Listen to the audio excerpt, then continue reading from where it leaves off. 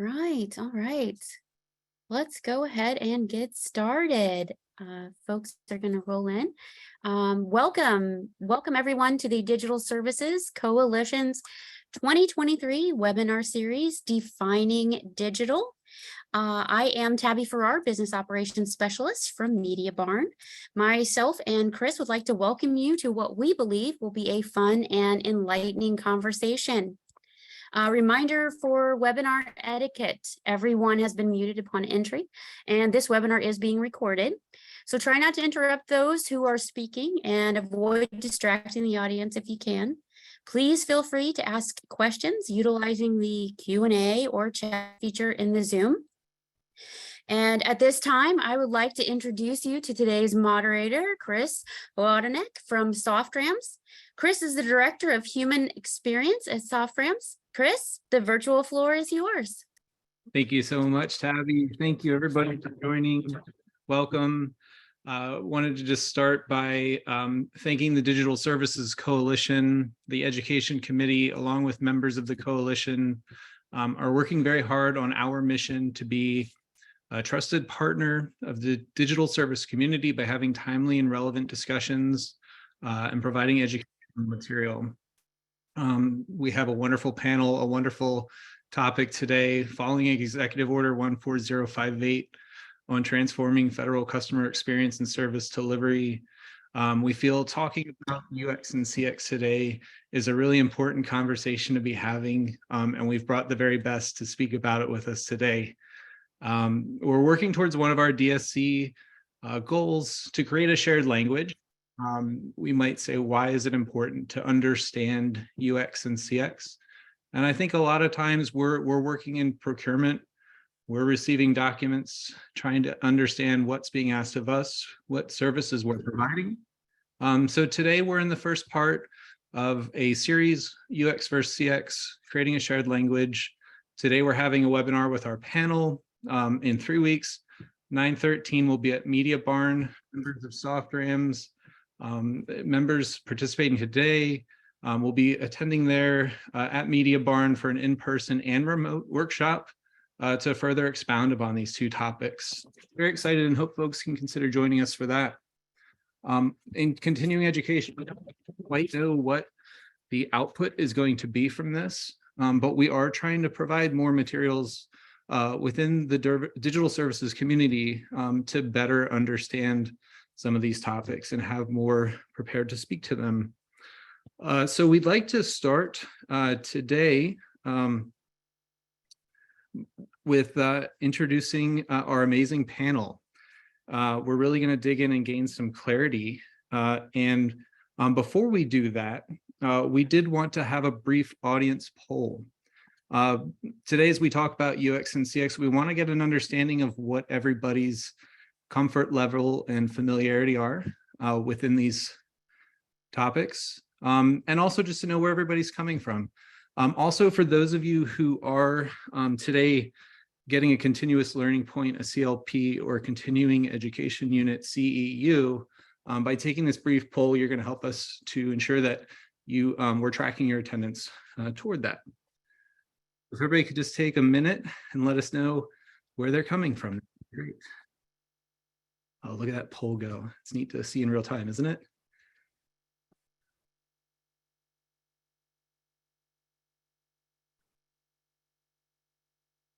All right. If everybody's taking it, it looks like we've got a really good breadth. We've got folks in government, industry, folks with deep subject matter expertise, and those just here to get a little bit better understanding. So with that, we're going to go into what we're really here today for, is to meet our amazing panel.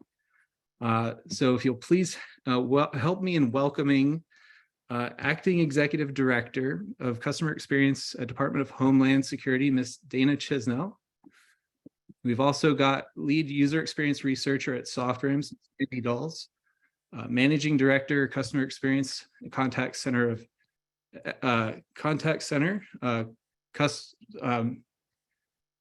COE. My gosh, I'm blanking on COE, Center of Excellence at General Services Administration. We've also got from We've got the Associate Teaching Professor and Director of the Masters of Human-Computer Interaction Program at the Human-Computer Interaction Institute of Carnegie Mellon University, Mr. Skip Shelly. And we also have UX Strategy Lead at MediaBarn, Mr. David South. Thank you, panelists, so much for joining us today. To start off, we wanted to just hear a little bit about how each of you began your journey and how you first encountered these terms. So David, can we start with you? Sure thing. Good afternoon, everybody. My journey began in the heart of Hollywood, fueled by a love for storytelling and an introduction to CGI pioneer Robert Abel, who was partnering with IBM to revolutionize education through interactive multimedia, a mouthful, on laser discs. A few years later, I was a designer on the UX team for an interactive television service created for the Bells, the phone companies, in partnership with several of the movie studios. But my aha moment happened a couple years later when I was tasked with creating and managing the launch of interactive preview systems to 2,000 Walmarts nationwide. And I learned how important the cross-channel connections were, including and most importantly, in-store experience, which encompassed the hardware, the UIs, the content on the floor model TVs, the staff, and of course, most importantly, the customers. It was a holistic approach to CX, and it was truly transformative. Thank you, David. Wow, that's such an exciting wealth of experience there. Skip, what about you? When did you first learn about UX and CX, or how did you come to encounter these terms? When I graduated the Carnegie Mellon School of Design in 1985, these were not terms that existed yet, or at least I was not aware of them. We were doing visual design and industrial design, or three-dimensional design. The Macintosh landed the year that I finished up here. Some of us got a chance to use early prototypes, and it became very clear that that this little box that didn't have much power, really utility at the time, was going to change the way we all thought about communicating. I don't know, fast forward 40 years, and I'm back at CMU as a person who spent nearly my entire career in industry, and I'm learning about the things that I gained tacit knowledge about when I was practicing as a consultant. So here at CMU, I teach digital service innovation, service design, interaction design studios, and we dig into service science quite a bit, and service design. And so this is where terms like user experience, customer experience, service design, et cetera, have become part of my daily experience with design. That's my story. Awesome. I wonder what the terms will be in 5 years, 10 years, right? We've really evolved quite a bit. Thank you for sharing, Lashanda.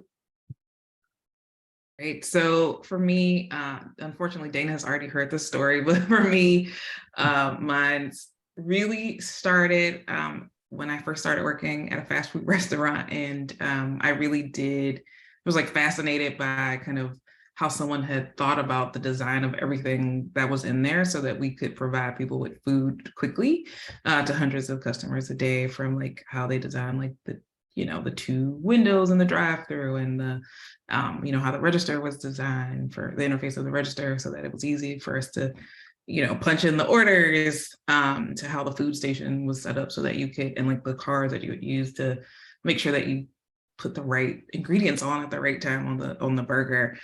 I was like fascinated by it, and I went into later on. I went to college and ended up in human centered design, and it all kind of like clicked for me as I was working in human computer interaction and thinking about the stuff that I had done.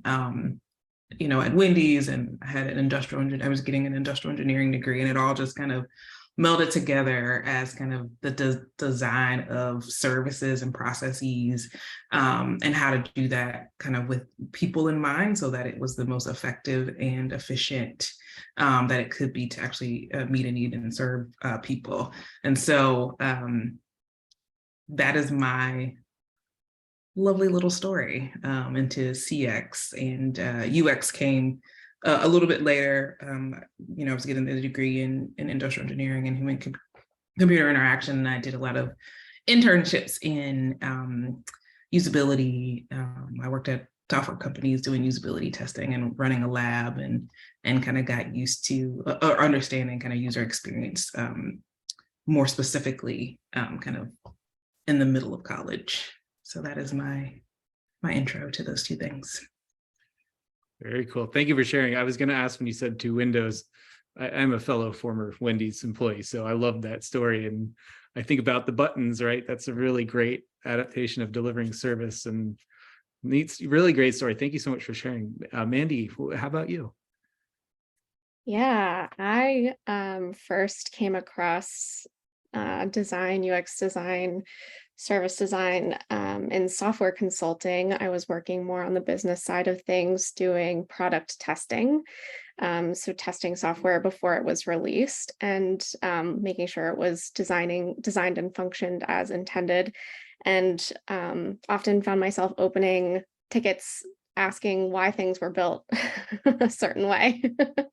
And that is when I found out that there was a whole field with a long history around those issues that involved talking to users and the people at the center of experiences, and slowly started making my way onto design teams, wearing hats of UX designer, interaction designer, service designer, design researcher, experience designer, and all those many things until I found my way back into software consulting again. Those are a lot of hats. And it's good to hear. And now all those hats probably have a lot of correlation, right? A lot of similarity. Thank you so much. And Dana. Hi, everyone. Mandy, I love that story because like Skip and I are the same generation of designer. I started my career as a technical writer with an English major because none of these things existed. And I wrote some of the first user-centered, task-oriented user manuals for software that ever existed. And I ran my first usability tests in 1983, which just seems like 1 million years ago. So for those of you who think that all of this started with the web, I'm here to tell you that it all started way before then, and before me even, in 1983. So and we called it usability testing, and we talked about the user experience, but it wasn't until the early 90s, I think. I was at a conference and there was a person there, Lori Fisher, who was the head of information development at IBM, talking about user-centered design. And I was like, holy crap. I never want to write another user manual again. That's stupid. Why don't you just make the software work so people don't have to follow the manual? And like that shifted the entire trajectory of my career. It didn't mean that I stopped writing user manuals, but it meant that I worked much more closely with the developers at that point. So that's where I got started. That is such a great story. Thank you so much for sharing, Dana. And yeah, it was in the early 90s. Don Norman coined the phrase UX. So this isn't a term that has existed for 50 years, and HCII is preceding that. Point of information about that. Don claims to have coined it. But he was not the first. It was actually Brenda Laurel who first used the term user experience design before him several years. So that's a good point of clarity. You get to talk to Don, tell him I said so. I think he's gonna. We'll see if he'll be on the next DSC panel. I think that's a good goal for us to have. Oh, thank you so much. So having this conversation to understand these terms, you can see we've got the right folks in the room. And I think just to start, there's no shortage of definitions. A11280 has a fine definition with examples. The executive order, Nielsen Norman. You, the audience, probably have some good definitions yourself. If for a moment here, if you could take a mental note of your definition, jot it down on a piece of paper, provide it in the chat. At the end, we want to kind of see how we aligned with your definition of these terms. And to start to how we define CX, like to hand it over to Skip. Thanks, Chris. I suppose one of the ways I distinguish between customer experience and user experience is that customers are often distinguished from users in that they select and acquire the system that the end users use, but frequently don't pay for. So there's a transactional relationship with the system between a customer and the providers of the system, which is usually a service. We don't have software as a product so much anymore. We have it as a service. And then that system is something that is adopted by the end users. If you think about any SaaS system, software as a service that we may all use today, whether it's Workday or Salesforce or here at the university, the Canvas learning management system. I was not involved with the acquisition, but I use that every day. And so it's really important for designers to distinguish between the needs of the customer and the needs of the user, because some of them are the same, but there are usually many very different needs, and sometimes they're actually conflicting. So that presents an additional challenge for designers. Thank you. Thank you. Lashanda, would you like to add to that? I would love to add to that. As someone who's worked in both the private and public sector, Skip is absolutely correct. You know, in private, you talk about this, someone who buys something from you, which is maybe different than a user. But in government, we aren't talking about, you know, the experience of someone who's buying something. You know, a customer of an organization are those whose needs that the organization is trying to satisfy. Through maintaining, building, or updating products and services that are often not for sale, but they're services and products that are really kind of entitled for the paying public through taxes. And even OMB has a, like you said, in the A11 and EO has a very specific definition of what a customer is. And one of the things that I like to talk about when it comes to customer experience in government is kind of the delivery of the service or the administration of a service is really done through a network of organizations. And so we have to think about the service delivery and service design of the service that we provide because of that kind of large network of delivery partners. So that can be a lot different than you know, delivering a software because we're delivering services that go through a number of people, from states to housing authorities to, you know, even sometimes private firms. But the definition that we generally use in government is kind of the sum, the CX is a sum of all interactions that customers have in an organization and the services they provide or enable. Again, that enablement is really because it goes through a network of providers as they try to accomplish their own individual goals. So that's how I define CX from a government perspective. Yeah, that's great. I love the collective experience, right? The perception of all of the touch points.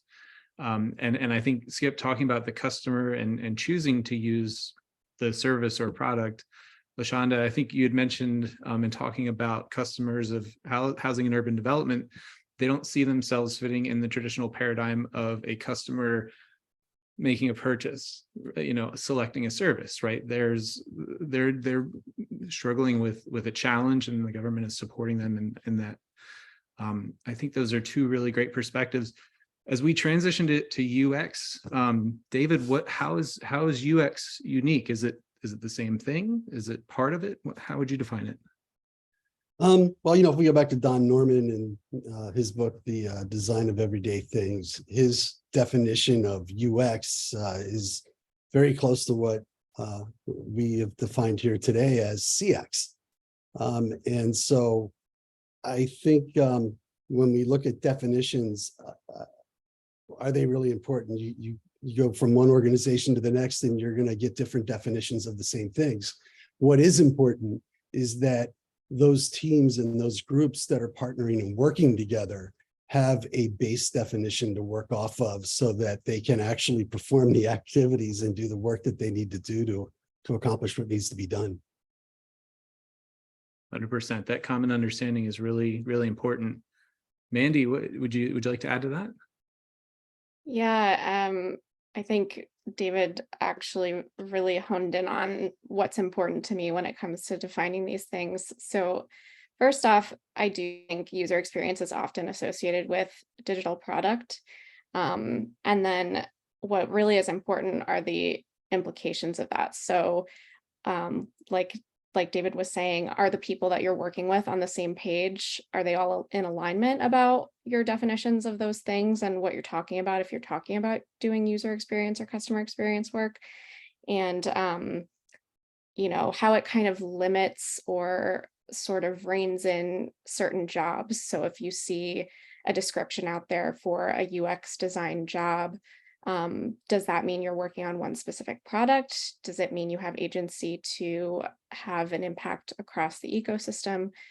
So for me, those are kind of the important points around defining those terms. Yeah, absolutely. I think you're touching on the scope, right? What can we influence, whether it's UX or CX? Those are really great. And you know, Mandy, I think you touched on this previously. You know, if we replace the C or the U, how does that work? Are they interchangeable? Yeah, I think this is where I said that I prefer to drop either and just lean on experience. That's really because I think that gets back to what I was saying about what is the goal? What's the point? What are we trying to accomplish? And that's really the most important thing about design, that and really having the discussion, figuring out who are the most important people involved. So whether you're using the word customer or user, what's the goal? Who are you trying to improve that experience for? What are the outcomes that you're driving towards? Yeah, absolutely. Dana, would you like to add to that? Yeah.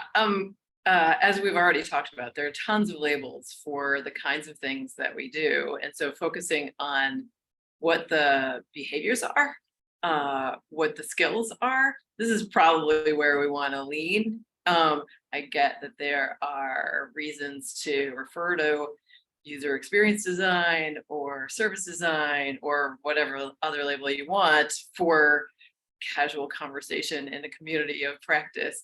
And also it's inevitably going to come up in procurements and acquisitions. Like it's going to be all over contracts, right? But a thing that I've encountered in hiring is I can't assume when somebody says in their resume that they ran a human-centered design process or a UX method workshop, what that actually means. So I think when it comes down to, does it matter whether you replace the C with the U? Two things. One is I'm with Mandy on, let's just talk about experience design.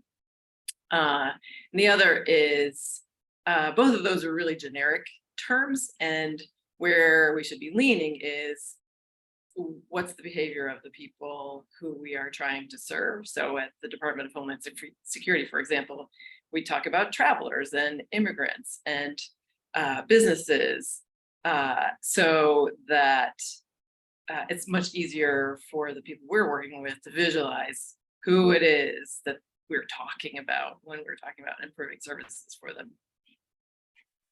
Yeah, that's a really great point. We definitely, you know, kind of fit within domains, right? Mandy and I in CMS will talk about accountable care organizations, providers, beneficiaries, travelers. You know, we at Softrams have adopted the term human experience, just to know that there may be people who directly obtain a service, require a service, an agent who delivers service. So the way that we describe the people is necessary to understand them. Lashanda, what are your thoughts? Although theoretically I'm with Mandy and Dana, I would love to not have to argue about experience design. I do know that often people do think of UX as just kind of digital products, and people are developing, they're doing an amazing job with UX on their particular product, but the system, the service, the experience that someone has is completely jacked up. And so I think the replacing it, or like using customer experience, at least allows us to kind of look beyond just what people think UX is. So it's changed kind of the conversation a bit, and changed the scope and scale, and hopefully it will begin to change how people think about how they do their work. Not just because if you think about UX, there's like, oh, those are just for UX designers. They'll handle that. That means that I don't have, like, anybody else in the organization doesn't have responsibility for it. Whereas we try as much as possible to make CX about, like, everybody has a responsibility in it. And so I'm hoping that CX will meet the original aims of what I think people were trying to refer to from a UX perspective. And I hope that CX also helps us to open up and look at the broader picture, not just those individual products and them in silos. So I had this crazy hypothesis over the weekend, and I started paying attention when we were in meetings over the last few days, talking about UX and CX activities. And some of the descriptors I noticed that we use around UX are things like, of course, usability, ease of use, intuitively designed interactions, phrasing like that. But that when we talked about CX, it seemed to have more descriptors like senses, emotions, feelings, perceptions, cognitive evaluations, memories. And I thought that was really, it was kind of interesting. I don't know if there's anything there, but I thought it was interesting that there was like kind of that difference in the way people were talking about their work. Yeah, it definitely broadens the scope, right? When you start to factor in the online experience, and then the kiosk and the SMS text message, and then the in-person interaction. There's a lot to customer experience that lends itself to think more about those emotions and those additional facets of what we deliver in a good experience, a good customer experience. Can anybody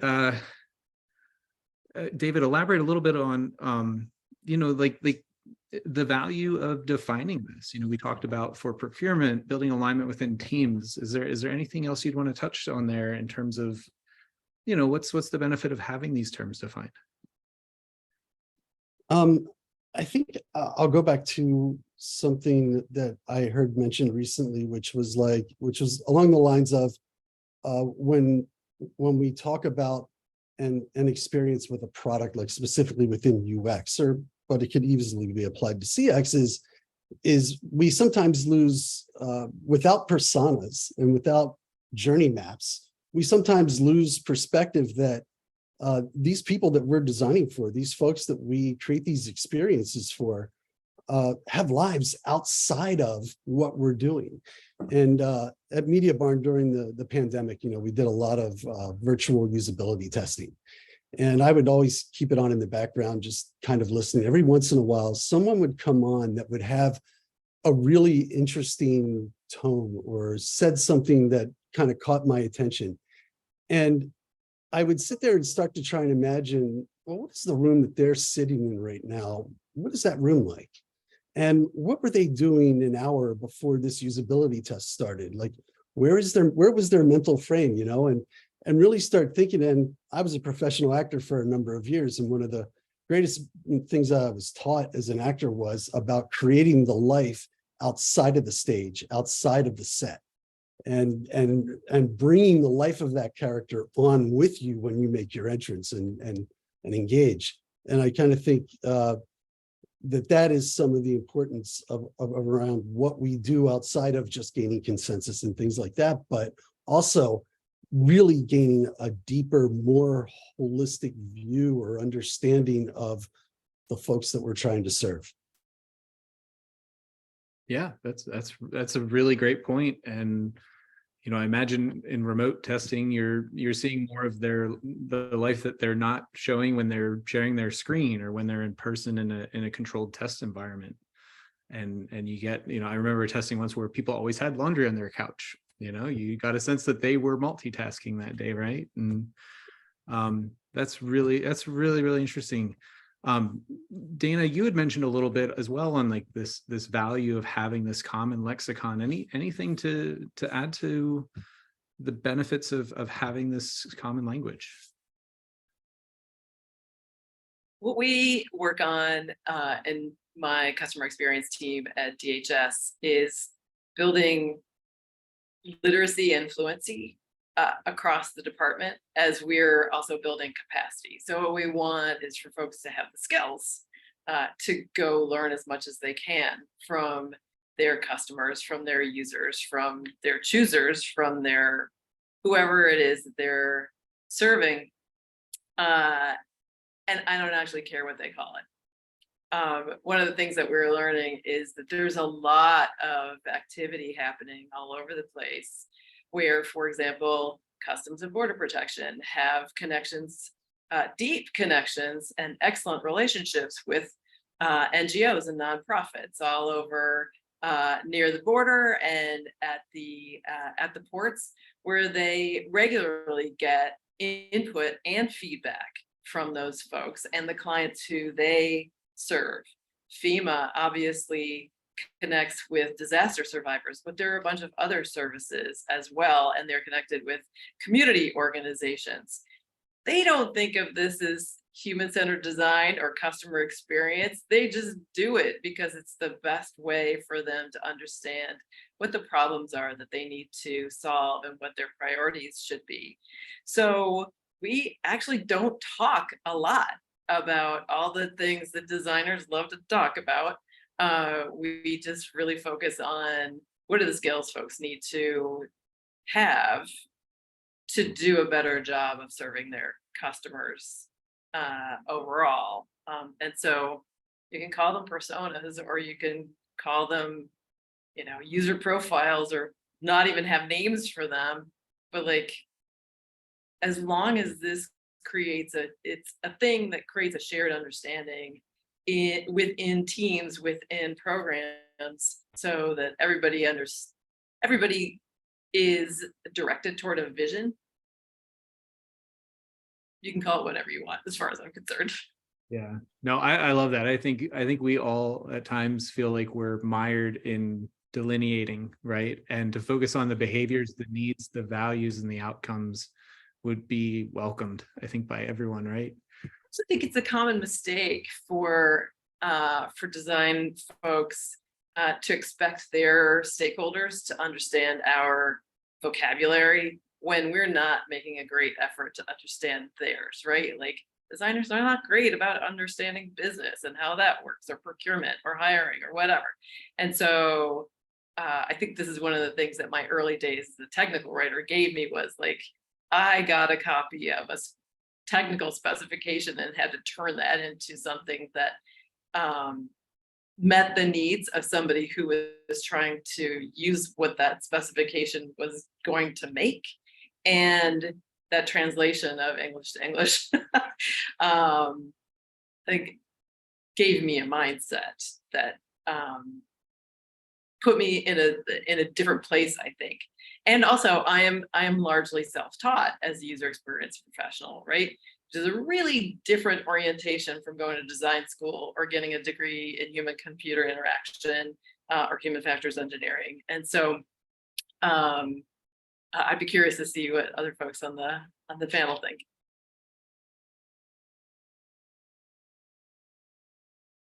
Yeah, I'll chime in. When I started out, there were no UX courses in college, and if you wanted to learn, you had to read books. You had to go to the library and check out some books and learn as much as you could. And then mostly, what I think is probably you would find the most valuable, Dana, was the hands-on experience, the doing, rather than just learning it in a isolated environment. Yeah, my background, even though it was human computer interaction and human factors, because it was in an industrial engineering program, we were required to learn everything from, I know, like circuits and data and business. Like, we had a really rigorous econ class. So for me, I bring all of that with me to the work that I do. But I do recognize that maybe if your education was pure design, those things are not as like ingrained in the way that you think about the work that you do. So I agree with Dana. Like, I wouldn't care what we called it if it wouldn't, like, if it would make things better. And sometimes it is just about showing proof points that, like, look, this thing that you did, that's CX. You're already doing it. Here are a few little things that you could do a little bit differently to get an even better outcome. And then using that to, talk about it within the organization, so people know what that looks like. So you don't have to have a name for it. I think it only matters when it gets confused with something else, like customer service, or, like when it starts to create problems because it's not defined. But for the most part, you really are just trying to get people to adopt certain practices that most people kind of innately know they should do. You say that doesn't really, as we've talked about, it doesn't really matter what you call it, but I have told people, like, hey, that thing that you're doing in my trade, we have a name for that. And I tell them what the name is. And by the way, if you use that in a meeting with your supervisor, two things could happen. You could get a good score on your performance work plan and get a raise, or they could totally shut down. So you have to gauge that.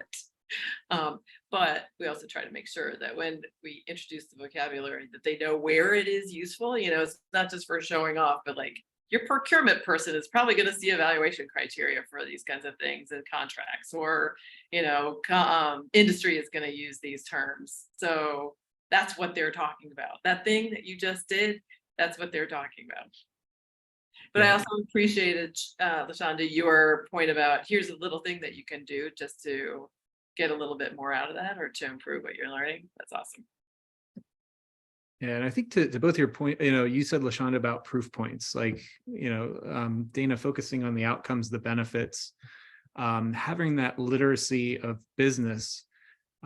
What are we measuring, right? And what are some ways that we measure it? Skip, what's been your experience in measuring the outcomes and the benefits of doing user experience and customer experience? And it's curious to me that you use the word outcomes there to describe it, because one of the things that we're hearing in industry and focusing on in academia is distinguishing between outcomes and outputs. And so oftentimes, and I love what was said earlier about learning our users and or customers' language and translating our practices into their language so that they can integrate it with their daily activities. Because this is exactly what we have to do in user research to understand what outcomes users are trying to realize. There have been a number of methods that designers are adopting that have come to us for understanding outcomes from the business community, where service design actually also originated, not in my community. Designers, we stole it or adopted it or jumped on the train or whatever, however you want to describe it, right? But I'm sure you've heard of Jobs to be Done. Originally, Bob Moesta, and then Anthony Alwick, and then Clayton Christensen developed this idea. And it's all around using user research to get into the environment in which a user has to operate, and understanding exactly what jobs have to be executed to realize an outcome that the user gets to define. We don't get to define it. So in my work as a consultant, I've worked in anything from investment banks to minimally invasive surgical instruments, and I don't know anything about either one of those domains. But we have to quickly absorb them. And in many ways, what a good designer researcher is doing is providing a way for the user they're designing for to participate in the design or research process. Right, so we use a lot of participatory methods where the end users themselves are creating artifacts that we interpret, both the act of making the thing and we interpret the meaning of the thing they make, so that we can suss out the future that they would prefer to have over the existing present that they have now. And I'm referencing Herb Simon's definition of design when I say that. But to me, that's a key thing that we're focused on now in teaching students about user experience design. It's not enough just to make an interface. It has to help them accomplish goals that they define, or at least in part define or contribute to the definition. Yeah, absolutely. I think accomplishing those goals is the most important thing of anything that we deliver. In the consumer space, it's a goal is revenue. In the federal space, with A11-280, we have language like efficiency, efficacy, equity, desirability. Lashanda, what's been your finding and some of your experience with measuring some of the work that you've done around burden reduction? Yeah, that's a good question. I wanted to just mention that I know you mentioned like some of the words that are in there around measurement, but you didn't mention trust, because that's always one that always comes up. So, and that's supposed to be kind of like the gold standard. But I think there's a lot of so many factors that go into trust, and it's a little bit of a lagging indicator, more or less. And so I thought when we started to work around burden, that is definitely something that can contribute to trust, and it's easier to measure and assess. And I think it can be used as a leading indicator, because you can, do something about it and reduce a burden and then put it out, and, then you get your scores back and see how that's doing. And so we've done some work at COE around administrative burden, trying to help create a framework for folks to better measure it and use it to identify where they can make improvements. And so we've identified, and I think this is in some book that I don't know the name of that I should, that they are learning psychological and compliance costs that people experience in their interactions.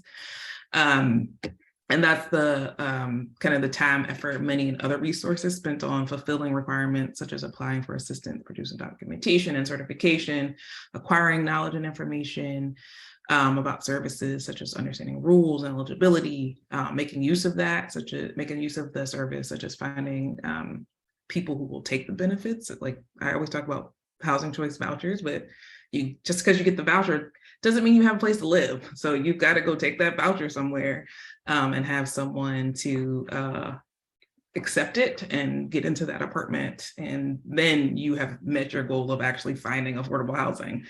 And so all of those kind of are burdens throughout the process. And there are ways like you can calculate it by time and costs, as well as kind of scoring methods is one of the things we were looking at on how easy or hard a particular thing is, or how accessible it is, or how many times does someone have to relive a trauma because they've got to call you 5 times and you ask them the same question. And so we've done some work around kind of a framework for how to actually measure that and track it and make improvements based on kind of that baseline scorecard that we've helped develop with OMB. So I think one of the other things I wanted to point out is like, when you think about burden, it usually does affect the marginalized communities the most. And so being able to think about how to reduce the burden for everyone usually creates, it helps those who are negatively affected the most, those marginalized communities. So I think that's a really good measure as you think about the equity EO, the CX EO, to use to identify if we're making services better for the public. Yeah, absolutely. And like the curb effect, right? To make things accessible to a wider audience, maybe that's on smartphone, making it easier for the larger audience. The burden reduction is something we should all be learning more about. That is a really great concept. David, what would you add to the measurement of customer experience? Yeah, I guess the closest I can come to that is some recent work that we did with the IRS. The team that I was leading there, we completely revamped the make a payment application, so that when you have to set up a payment plan or pay your tax bill at the end of the year, or your quarterly payments, to make that a much smoother and easier experience. And the folks I was working with at the IRS, both the feds and the other contractors, their commitment to the citizens, to the users of the system, to the processes, to, even if it wasn't like a classically defined process that everybody uses everywhere, and it was one that we had to do hybrid because of the constraints that were on us within what we were trying to build. But in working on that over years, we went out, we finally released it, and processed over $3 billion in transactions in less than 3 weeks. And that's one way you can measure it, is those kinds of outcomes, the end result. Yeah. Wow. What a great what a great metric, and something that we will all benefit from. Thank you so much for that. We are getting close in time. We want to save some time for Q&A. One more question that is really important to us to understand a little bit more is, we mentioned at the beginning of the call, the executive order, and just want to know from folks here on the call, what have you seen in response to that? And for folks joining late or not familiar, the executive order 14058 on transforming CX and service delivery. Dana, what are your thoughts? I have a lot of thoughts. I want to come back to the burden reduction thing. Burden reduction, it seems like kind of a nebulous concept if you haven't wallowed around in it a bit. When you go to design school, or you go to UX camp or whatever, talk about ease of use, we talk about efficiency and effectiveness and satisfaction. And those are awesome. One of the challenges around burden and burden reduction as a measure is that there are kind of a lot of ways to think about this. And so, like, if you go straight up Office of Information and Regulatory Affairs, they're going to count how many fields are on the form, how long does it take you to physically fill out the form, what kind of supporting documentation might you need to include with it. And then maybe some steps on either end of that. But like, usually the people who are making that estimate are not like the users of that form at all. And it's very form centered, right? Like, it's really about estimating what's the effort on filling out a form where you're asking for a service or a benefit from the government. But as we've all talked about here, there's a much larger experience that people are having. As Lashanda pointed out, like, you got to even learn that the thing exists, and you might be under stress at the same time, or you've been intergenerationally under stress and never served, and you just learned about this thing. And like, those are really different loads, and those are really different ways of thinking about what the experience is that people are going through. And so I look forward to the next stages of looking at burden and burden reduction. By the way, I had thought of the name of the book that Lashanda might be referring to, but also somebody in the chat also put it in there. It's called Administrative Burden. It's written by Pam Hurd and Don Moynihan. It's a bunch of excellent cases. And it focuses on one of the things that we talk about at DHS is we talk about administrative burden on the inside. So for employees of the government, right? Like, this is I have to copy and paste data from 5 different systems into a PDF, print out the PDF, then get a digital signature from somebody, and then upload the form again, and probably do some more data entry into yet a different system to make that process happen. And then there's also the burden on the public. Like, what's the psychological burden? What's the burden of learning this task, and where to do it in the government? Like, for a lot of immigration processes, for example, you have to know 3 or 4 different agencies, and why would you know that, right? So who knew that domestic travel and international travel are 2 different agencies. So like, if we can smooth those things out through good user experience design, through good human factors, through all of the tools and tricks that we've been trying to do all these times for all these years, we're going to end up with a much better experience that we can measurably look at in terms of burden or the lessening thereof. The thing is, we got to go do some baseline stuff, right? So everybody go do some usability testing. Yeah, I think that's a really important thing to consider in measurement. What are our baselines? Would everybody look at every program and say they have a baseline measure of the CX? It's probably something that we should all do, navigating things like PRA and, you know, what mechanisms do we use to get there? So really important that we do start measuring what we treasure, as I had once heard. But I did want to say we are at about 8 minutes, and I wanted to see how many questions. We don't have any questions. Does anybody have questions for our panel? We do actually have one, Chris, and it is about the upcoming, or if there are any trends, any changes that the panelists might see on the horizon. Who would like to answer that one? I was just working on the IT strategic plan for our DHS today. And Lashanda probably would talk about this too, but like there's going to be a big emphasis on digital accessibility over the next couple of years. Enforcement of the 21st Century IDEA Act it's about time. And so look for that. If you don't know about accessibility beyond ADA 508 compliance, it's time to do some homework.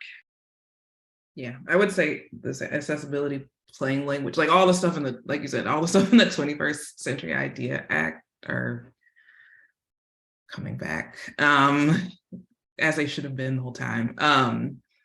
I think a lot of things that I'm seeing recently, plain language is still really important. I think, you know, we talk a lot about plain language, and then I've done a lot of reviews of different websites in the government, and they are not good. There's a plain language scorecard, and they are not good. But even like that goes back to like making it easier to translate as well, like making sure that it's at levels that you know, most people can understand, and then being able to use that as the base for a translation makes things a lot easier too. So really being able to describe things to people. I know, I guess I don't know if I can say this, so I won't say it. I'm gonna stop. The talking points are not approved. I will not speak. Someone can call me later and ask me what I was gonna say. Blog post. We haven't heard much from Mandy. Mandy, do you want to kind of contribute to what industry is trending for in 2024 and beyond? Yeah, I was going to say, I think a trend that I'm seeing more articles kind of percolating my LinkedIn and things of that nature would be about research as or foundational research or strategic research. I've seen quite a few pieces come out in that regard recently. And to include in research design. So research and design being incorporated in driving the strategy of products, services, software platforms, whatever it may be. So if you are in charge of one of those things, a product, a service, an experience, go talk to your researchers and designers, get them doing some discovery for you. Yeah. I really love that. Sorry. Because one of the things that I see for product designers who are coming into the public sector is they are working on a product for somebody who's already decided what the problem is that is to be solved, and their job is to make the best possible version of that. And so I would love to see us all upstream as a native researcher to actually doing the problem discovery and definition. Yeah, definitely Thanks. a shift left movement, right? To have research before we've aligned on what we're doing, even before the procurement begins potentially, right? So a really good point, Mandy. Tabby, sorry, I think I might have. That's okay. We have 4 minutes left, but I wanted to get to one question, and then Skip, if you could answer it really quick. What are the government trends? What are some of the best ways to scale measurement? And what are some of the most common mistakes when defining those? Scale measurement of user experience. Is this what the question's about? Sorry, is it in the chat? Yes. Well, first of all, quantitative measures are far easier to scale than getting a bunch of qualitative data. So like understanding the difference between qual and quant, I think is really important when you're trying to scale measurements, because you're moving from like a small sample size of dozens of users to tens of thousands of users. One of the things I think we want to think about is relying on the earlier research that helps us identify measures and thinking of our products and services, I should say digital products and services, as also research instruments. So here at the CMU in some of our design studio classes, we teach instrumentation of applications. So how long is a user on a page? You can do that with in Java, you can do it with an event listener. You can get a sense of, can't always know what they're really doing on the other side of the screen unless you want to place a camera in the user's environment and do that sort of thing. But you can start to draw some inferences over large sets of data around a couple key interactions that a user might have to do, say, in a workflow. So the same techniques that are used by Amazon to figure out if their customers are abandoning a shopping flow could be used, say, with Snap, or a web application that's serving women, infant, and children in the SNAP program, for example, to see if they're failing to complete a form at a certain point, and that keeps them or prevents them from realizing the outcome, the very reason that they went to that web application, say, to apply for the SNAP program. So I think that it just like design, it's kind of an incremental process. Like you want to scale the things that really matter, and you want to collect the data that really matters. For a long time, we collected data because making data big was cool and everybody else was doing it, and it was a me too. We all have to have big data. But many of the folks that I work with are talking about the need for small data. Maybe we don't have to wait for the data to get that big. And so smaller sets of data can be quite informative as well. The last thing I would say is like thinking about how qualitative data informs, qual kind of tells you what the customer or user is doing, and qualitative data kind of it gives you insight about their motivations, about why they're doing it. And so I think scaling mixed methods efforts is probably going to become an industry standard. And old commercial measures like NPS or CSAT, I think we're all already seeing that they're falling out of favor because they involve a lot of self-reporting, and you know how that works. I hope that answers the question. I want a whole panel just on that topic next, please. Yeah, absolutely. Measurement is really important. We didn't get to the question about executive order, but we do see measurement in there, and it'd be exciting to see how we all push measurement forward in the coming years. And we do have a panel. If folks could tell us, what was your experience today? How did we do? Did we cover quite a bit? Did you learn some things? Was it okay? Or have we introduced way more topics than you knew you would hear about today? All fair. Love to hear folks' feedback on that. Let's see, we've got a few more folks to chime in, but it looks like we had some really great points to share with everybody. So thank you all so much for attending. Thank you so much to our amazing panel, Dana, Mandy, Lashanda, Skip, David. Thank you so much, Tabby, DSC, everyone, for pulling this together. Tabby did put in the chat, we are going to have a really terrific workshop in 3 weeks. So anyone who can attend in person, please come join us. We'll share more in the coming days. Tabby, anything in closing?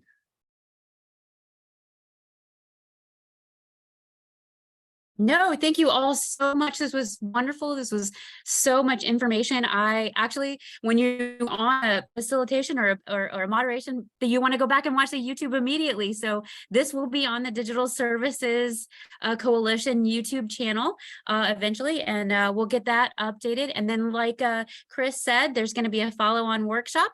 It's hybrid in person and virtual, Wednesday, September 13th.